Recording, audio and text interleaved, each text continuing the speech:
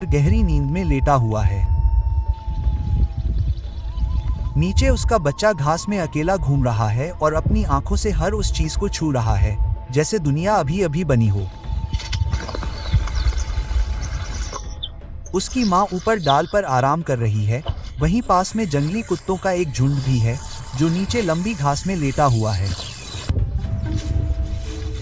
लेकिन जंगली कुत्ते झाड़ियों की आहट और आहट के प्रति हमेशा सजग रहते हैं। जंगल में किसी भी खतरे से अनजान, शावक उत्सुक आंखों और हल्के, चंचल कदमों से आगे बढ़ रहा है, जैसे कि हर घास का तिनका किसी बड़े साहसिक कार्य का हिस्सा हो जो सिर्फ उसका इंतजार कर रहा हो। फिर भी जब वह घास में आगे बढ़ता है तो एक कुत्ता उसके कदमों की हल्की सरसराहट सुनकर अपने कान खड़े कर लेता है। एक पल में आराम कर रहा झुंड जाग जाता है। शरीर ऊपर उठता है, सिर ऊपर उठाते हुए मांसपेशियां कस जाती हैं और कान चौकन्ने हो जाते हैं। वे पास में किसी छोटी और कमजोर चीज की गंध पहचान लेते हैं, लेकिन वे गंध को परखते रहते हैं और ध्यान से सुनते रहते हैं, ये सुनिश्चित करने की कोशिश करते हैं कि इस मौके पर कोई सुरक्षाकर्मी मौजूद न हो।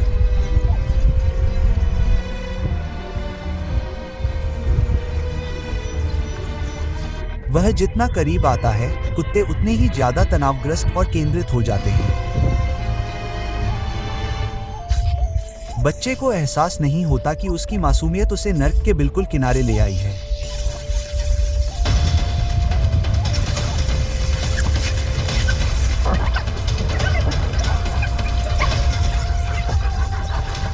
जैसे ही उसका जबड़ा बच्चे पर कसता है, एक भयानक झटका लगता है।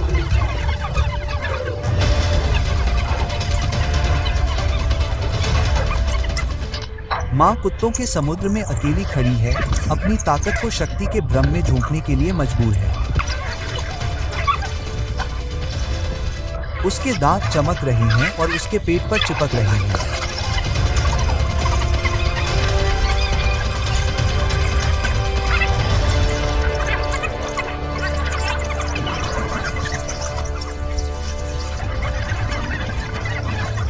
काटने की झड़ी लगने पर वह अलग हो जाती है, तने पर वापस चढ़ जाती है और खुद को एक ऊंची डाल पर खींच लेती है।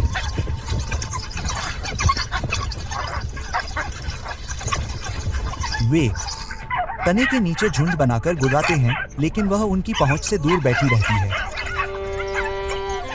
वह जानती है कि उसकी संख्या बहुत कम है और अगर वह नीचे उतरती है तो उसके बचने की कोई उम्मीद नहीं है।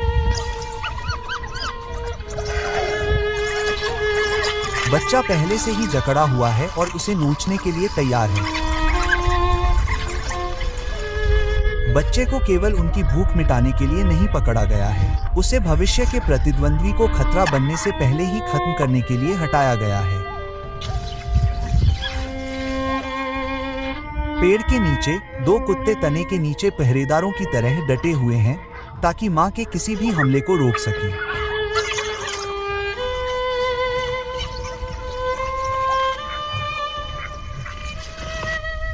समय मैदानों में आगे बढ़ता रहता है, लेकिन एक मां का दुख नहीं मिटता। वह झुंड के किनारों पर घूमती रहती है, बदले की भावना के इंतजार में।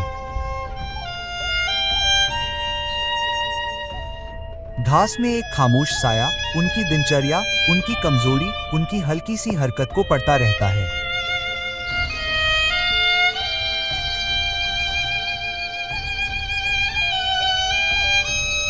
वह इस झुंड को अच्छी तरह से जानती है। दूसरों से अलग होने वाला एक अकेला कुत्ता एक भयावह अवसर होता है।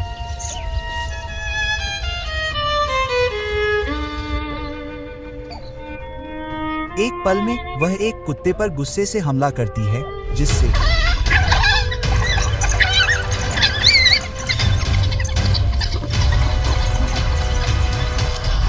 उनके एक सदस्य को लकवा मार जाता है, जो उसके दिल को छू लेने वाली चीज को छीनने की कीमत चुकाता है। तेंदुआ प्रकृति के सबसे प्रतिभाशाली शिकारियों में से एक है, एक ऐसा प्राणी जो मौन, सटीकता और आश्चर्यजनक अनुकूलनशीलता पर आधारित है। काले रोसेट के साथ सुनहरे फर के कोट में लिपटा हुआ, यह भूमि पर चित्रित छाया की तरह चलता है। घने जंगलों से लेकर सूखे सावास और पथरीले पहाड़ों तक तेंदुआ उन जगहों पर पनपता है जहां कुछ ही बड़ी बिल्लियां टिक पाती हैं। ये जंगलों की छिपी हुई तहों, चट्टानों और ऊबड़-खाबड़ पहाड़ियों में रहता है।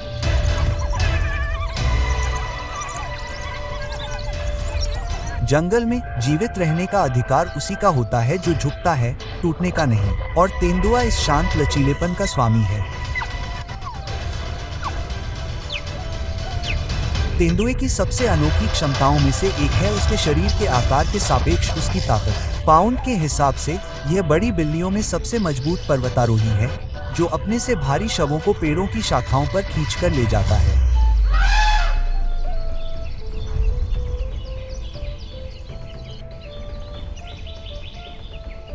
जानवरों के साम्राज्य में तेंदुए का पेड़ों के साथ सबसे अद्भुत रिश्ता होता है।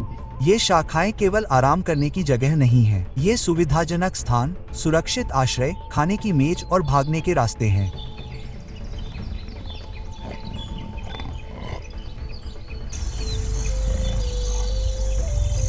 जंगल में जो लोग अराजकता से ऊपर उठते हैं, वे वह सब कुछ रखते हैं जो पृथ्वी चुराने की कोशिश करती है, और तेंदुए के लिए पेड़ आश्रय से कहीं अधिक है। ये रणनीति, अस्तित्व और अभयारण्य है।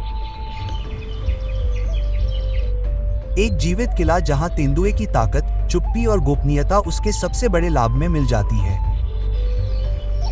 एक ऊंची शरण जहां तेंदुआ अछूता रहता है।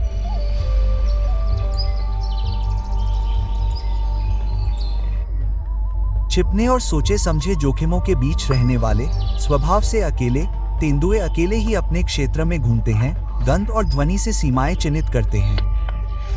वे अनावश्यक संघर्ष से बचते हैं, चोट का जोखिम लेने के बजाय चुपचाप चले जाते हैं। जंगली कुत्ते भी तेंदुए की तरह ही बीहड़ इलाकों में घूमते हैं। वे एक दूसरे से बहुत ही घनिष्ठ रूप से जुड़े रहते हैं। उनकी मौजूदगी पारिस्थितिकी तंत्र में एक गतिशील तनाव पैदा करती है। वे जहां भी जाते हैं, प्रतिस्पर्धा होती है।